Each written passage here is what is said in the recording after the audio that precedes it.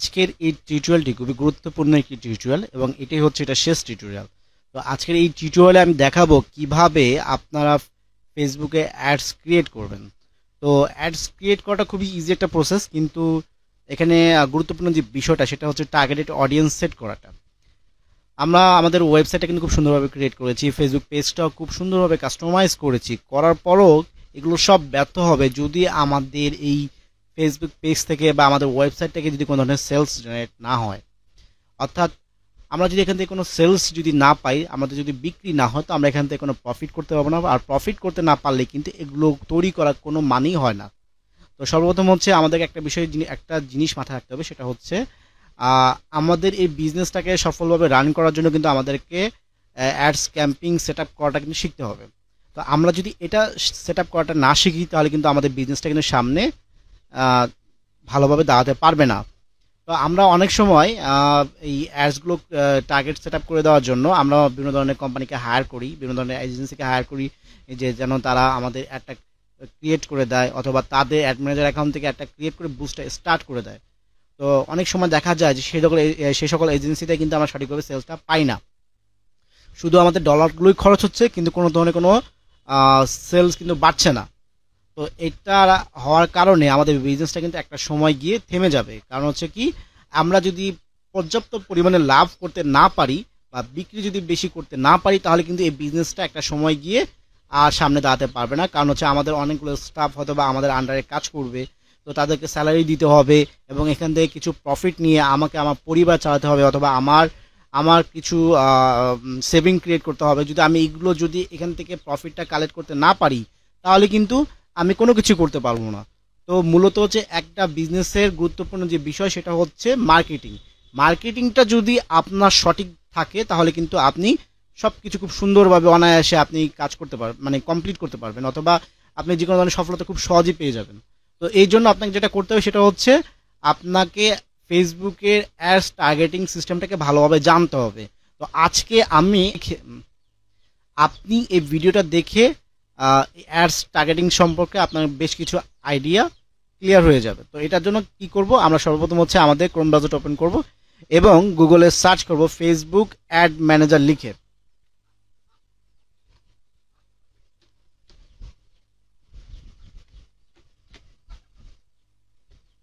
Facebook ads manager লিখে আমরা search করব।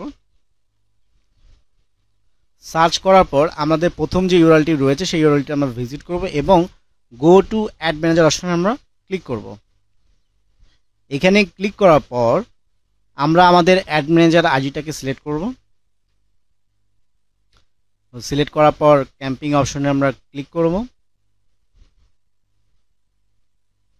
এবং ক্রিয়েট ক্যাম্পিংয়ে আমরা ক্লিক করব।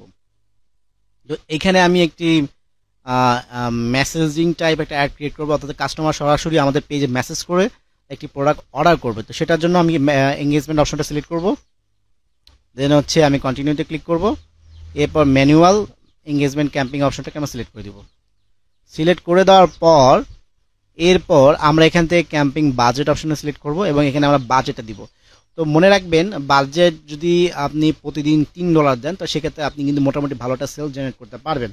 যদি বাজেট খুবই কম দেন, তো আপনার কিন্তু মেসেজিংয়ের পরিমাণটা কমে যাবে এবং আপনার সেলটা কিন্তু কমতে পারে। তো আমি সবসময় এখানে $3 করে দিই, আপনারা চাইলে অথবা কম বা বেশি দিতে পারেন, সেটা আপনাদের ব্যক্তিগত বিষয়। তো আমি এখানে $3 দিয়ে দিলাম। দিয়ে দেওয়ার পর আমি এখান থেকে নেক্সট স্টেপ অপশনে ক্লিক করব এবং এইখানে আমি যেটা করব, আমাদের পেজটাকে সিলেক্ট করে দিব। সিলেক্ট করে দেওয়ার পর আমি এখানে এসে চাইলে আমি এখানে এই অ্যাডটা শিডিউল অ্যাড করে দিতে পারি, অর্থাৎ হচ্ছে এটা নির্দিষ্ট একটা টাইমের পর অ্যাডটা অফ হয়ে যাবে, কিন্তু আমি চাচ্ছি যে না, এটা কন্টিনিউয়াসলি চলতে থাকবে। যার পর এখান থেকে আমি আমার লোকেশনে গিয়ে আমি আমার কান্ট্রিটা সিলেক্ট করে দিব। আমি অথবা আপনি যদি নির্দিষ্ট কোনো জেলার জন্য করতে চান, যেমন সাপোজ হচ্ছে আপনি যদি এই অ্যাডটি ঢাকার জন্য করতে চান, তো আপনি এখানে ঢাকা লিখে সার্চ করবেন। তাহলে ঢাকা ডিভিশনে যত এরিয়া আছে সকল এরিয়াতে কিন্তু আপনার অ্যাডটি শো করবে। তো আমি এটা পুরো অল বাংলাদেশের জন্য করতে যাচ্ছি, তো আমি এই জন্য এখানে লিখে সার্চ করবো হচ্ছে বাংলাদেশ। আপনি যদি রংপুরের জন্য করতে চান, জাস্ট রংপুর লিখে সার্চ করলে রংপুর, শুধু রংপুরের জন্য আপনি কিন্তু একটা ক্রিয়েট করতে পারবেন। ঠিক একইভাবে বিভিন্ন জেলার জন্য আপনি টার্গেট সেট মানে আপনি যদি লোকেশনটা সিলেক্ট করে দেন তাহলে কিন্তু ওই লোকেশন অনুযায়ী কিন্তু আপনার একটা রান করবে বা একটা চলবে। তো এটা করার পর আমি নিচের দিকে আসবো। এখন এখানে আসার পর এখানে আমি কি করব, অডিয়েন্স সাজেশন অপশনাল এই অপশনটাতে আমরা সিলেক্ট করব। সিলেক্ট করে এখান থেকে আমরা কিন্তু বয়সটা সিলেক্ট করতে পারবো, অর্থাৎ কত বছরের নিচে এবং কত বছরের উপরে এই অ্যাডটি দেখতে পারবে। তো আমি এখানে দিতে পারবো যে 18 বছরের নিচের লোকেরা এটা দেখতে পাবে না, 18 বছর উপরে তারা দেখতে পাবে, এবং মিনিমাম হচ্ছে তাদের মানে সর্বোচ্চ বয়স 55 বছর বয়সী যে লোকগুলো আছে তারা এই অ্যাডটি দেখতে পাবে। অর্থাৎ যারা 60 বছর বা যাদের বয়স একটু বেশি তারা কিন্তু অনলাইন থেকে কেনাকাটা করে না। আমি যদি অ্যাডটাতে এখানে 60 বছর দিয়ে দিই বা 65 বছর দিয়ে দিই তাহলে কিন্তু তাদের কাছে অ্যাডগুলো যাবে, গেলে কিন্তু কোনো লাভ হবে না, কারণ তারা কিন্তু অনলাইন থেকে অর্ডার করবে না। তো সেই জন্য আমরা এখানে 55 বছরটা দিয়ে দিব। দিয়ে দেওয়ার পর এখানে ডিটেল টার্গেটিং অপশনে গিয়ে আমি এখন আমার টার্গেটটা সেট আপ করবো। আমার এই যে পোস্টটা আমি বুস্ট করব এটা হচ্ছে একটি শার্ট এবং টি শার্টের পোস্ট। সেই জন্য আমি আমার টার্গেট অডিয়েন্সগুলো যে টার্গেটিংগুলো যে আমি সিলেক্ট করব সেটা হচ্ছে T shirt related, shirt related, then হচ্ছে শাড়ি রিলেটেড। কারণ হচ্ছে কেন অনেক সময় দেখা গেছে যে স্ত্রীরা স্বামীর জন্য কিন্তু টি শার্ট পারচেস করে, তো সেই জন্য আমরা তাদেরকেও টার্গেট করবো। যারা যারা শাড়ির সাথে কানেক্টেড আছে, যারা যারা কানেক্টেড আছে, অথবা যারা যারা আপনার থ্রি পিসের সাথে কানেক্টেড আছে, তারা যদি একটা দেখে তারা কিন্তু চাইলে তার স্বামীর জন্য কিন্তু একটা প্রোডাক্ট অর্ডার করতে পারে। সেই জন্য আমি তাদেরকেও কিন্তু মাথায় রেখে আমি কাজ করব। এবং এখানে আমি যারা নতুন বিয়ে করতেছে তাদেরকেও টার্গেট করব, এর পাশাপাশি যারা অফিসিয়াল লোক তাদেরকেও টার্গেট করব, যারা স্টুডেন্ট তাদেরকেও টার্গেট করব। এই সকল বিষয়গুলো মাথায় রেখে আমি টার্গেটটা সেট আপ করবো। তো সর্বপ্রথম হচ্ছে যেহেতু টি শার্ট, আমি টি শার্ট রিলেটেড টার্গেটগুলো আমি এখানে সিলেক্ট করব।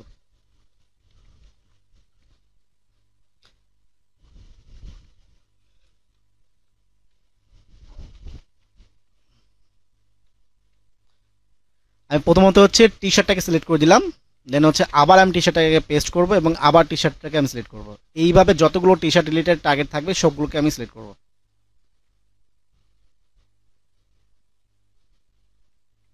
আবার আমি টি শার্ট লিখে সার্চ করব, দেন হচ্ছে আমি আবার টি শার্ট লিখে সার্চ করব, আবার আমি টি শার্ট লিখে সার্চ করব।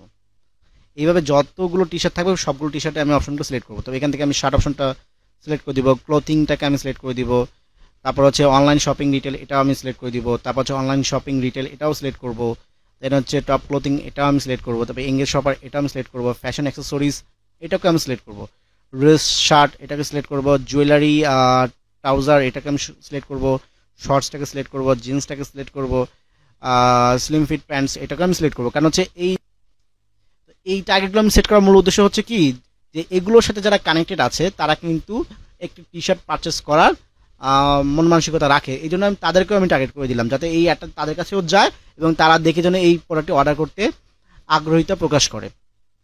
লেগিংসটাও করব, আমি এখানে স্পোর্টস ওয়্যার এটা সিলেক্ট করে দিব, দেন হচ্ছে সুইটওয়্যার এটা সিলেক্ট করে দিব, বুটিক্স অপশনটা আমরা এনেবল করে দিব, বুটিকটাও এনেবল করে দিব। এরপর হচ্ছে জুয়েলারিটাও আমরা এনেবল করে দিতে পারি। আচ্ছা, এটা করার পর এখানে আমরা কি করব, যে শার্ট লিখে সার্চ করব। শার্ট লিখে সার্চ করার পর এখানে আমরা পোলো শার্ট এটাকে আমরা টার্গেট করব। দেন হচ্ছে আমরা আরো বার পুনরায় শার্ট লিখে দেবো, হুডিস এটা আমরা এটাকেও টার্গেট সেট করব। এর পাশাপাশি হচ্ছে আপনার হচ্ছে $6 শার্ট এটা আমরা এনেবল করব, মানে এটাও আমরা টার্গেট সেট করব। এরপর প্যান্ট,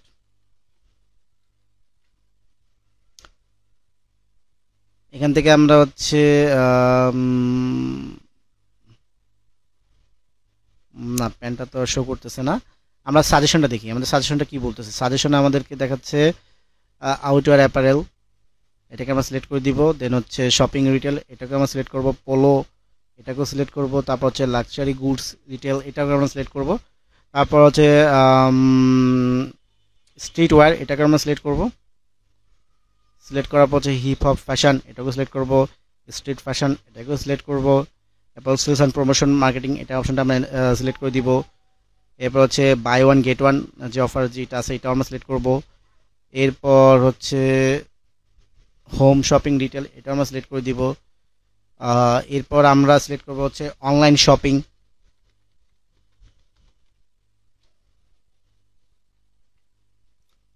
অনলাইন শপিং লিখে আমরা আবার পুনরায় সার্চ করব যে এই টাইপের যতগুলো কিওয়ার্ড আছে সেগুলো প্রত্যেকটাকে আমরা সিলেক্ট করে দিব। এরপর আমরা কি করব যে আমরা এমন ব্যক্তিদেরকে টার্গেট করব যারা বিভিন্ন ধরনের ব্র্যান্ডের সাথে কানেক্টেড। তো এখানে আমরা সার্চ করব হচ্ছে আমেরিকান ইগল রিলেটেড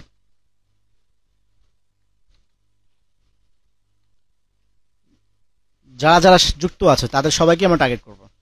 অর্থাৎ যারা আমেরিকান ইগল ব্র্যান্ডের আইটেমগুলো পরে থাকে বা বিভিন্ন ধরনের পেজের সাথে কানেক্টেড আছে, তো তাদেরকে আমরা এই টার্গেটে রেখে দিব। তারপর জারা ব্র্যান্ডটাকে আমরা সিলেক্ট টার্গেট করব।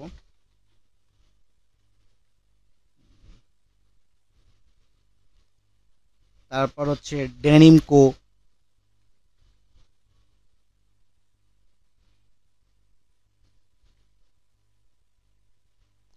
আচ্ছা ডেনিম কো ব্র্যান্ডটা নাই, তো আমরা অন্য কোনো ব্র্যান্ড দেখি সার্চ করে পাই কিনা। এইচ অ্যান্ড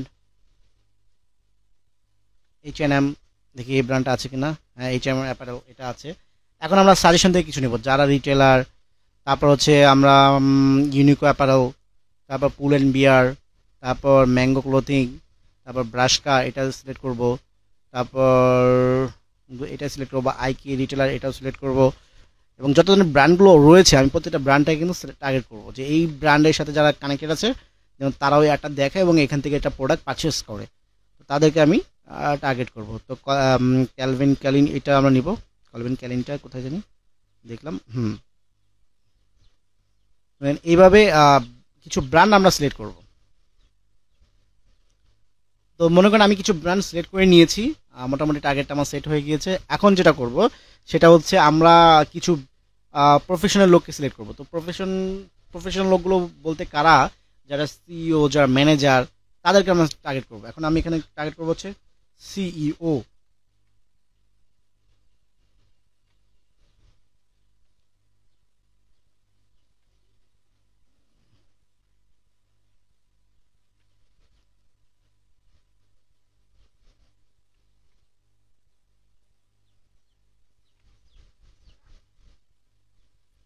এইভাবে আমি তাদেরকে সাজেস্ট মানে টার্গেট করলাম। এখন আমি টার্গেট করব হচ্ছে স্টুডেন্ট যারা, তাদেরকে।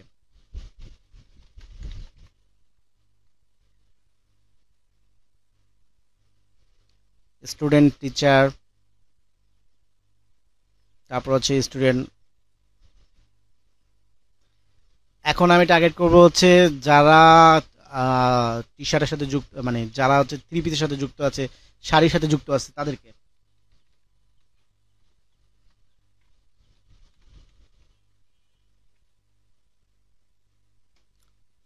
শাড়ি,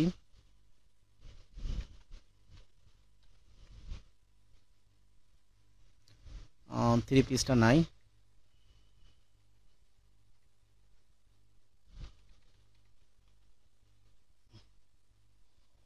আচ্ছা আমরা সাজেশনটা দেখি।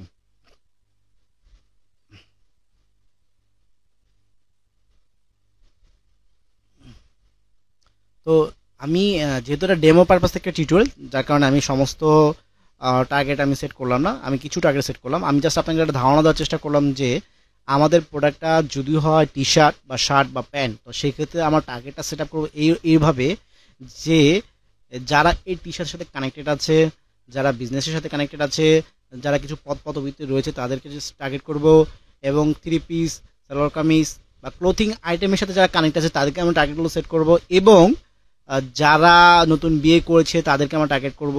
এরপর হচ্ছে যারা স্টুডেন্ট তাদেরকেও টার্গেট করবো, কারণ স্টুডেন্টরা এটা প্রোডাক্ট পারচেস করার আগ্রহিতা রাখে। এরপর হচ্ছে বিভিন্ন ধরনের স্পোর্টস সাথে যারা যুক্ত তাদেরকে টার্গেট করব।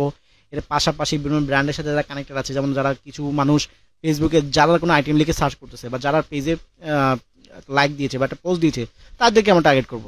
তারপর এখানে আমরা বিভিন্ন ধরনের ব্র্যান্ড, আমাদের দেশীয় ব্র্যান্ড বাটা, লোটো, এগুলোকেও টার্গেট করতে পারি। কারণ হচ্ছে যারা বাটা স্যান্ডেল বা বাটাই পারচেস করেছে, তারা যদি কেউ বাটার কোনো পেজের সাথে কানেক্টেড আছে বা পেজে যদি লাইক দিয়ে থাকে, তাহলে কিন্তু তারা আমাদের টার্গেটেড অডিয়েন্স হয়ে গেল। তো আমরা যদি এই অ্যাডটা তাদের কাছে নিয়ে যাই, তাহলে কিন্তু তারা এই অ্যাড দেখে কিন্তু একটা প্রোডাক্ট পারচেস করতে পারে, অথবা আমাদের সাথে সরাসরি কথা বলতে পারে বা কন্ট্যাক্ট করতে পারে।